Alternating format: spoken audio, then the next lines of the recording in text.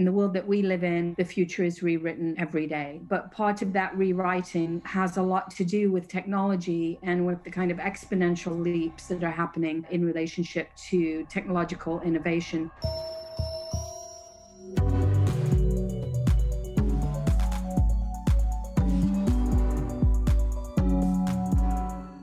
In this final episode, we'll be asking our artists and experts to imagine with us the future of art in relationship to the questions we've explored about technology, aesthetics, and the gendered body. In 50 years, I think the materials that we use as artists will have changed completely. In my field of bioart, a lot of the artworks that we make are really just about our ability to use these materials. Using biological systems and cells will be like choosing to use red or blue paint, I think. The more that happens and the more accessible that becomes, the more we democratize science and the more we democratize these things that are changing the world and the more we activate people to being able to access these huge existential questions. What gender will look like in 50 years, I think maybe it will be irrelevant. I think artwork will maybe be something that returns to a role that's more familiar throughout history, one of like iconography and kind of rituals. Perhaps an artist will kind of play the role of like almost a wellness guru.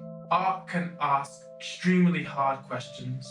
We need more Black trans archives and Black trans stories being told. And we need more artwork that actually requires the user and participant to actually be responsible in the space. And I think we need art that is punishing and hard and difficult.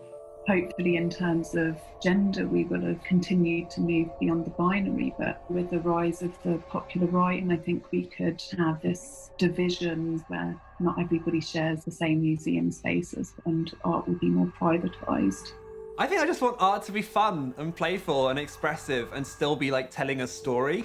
I think as these technologies develop, it's so easy to get really wrapped up on what you can do with these processes and how they work. I think what's way more important is why you're doing that thing, the story that you're trying to tell, or the sense of joy it gives someone when watching that thing, or challenging someone, trying to get us to think in a different way. And I think as these technologies keep evolving and governing us, we need to find more and more ways of challenging them and playing with them and hacking them. And I think art is a brilliant arena for that.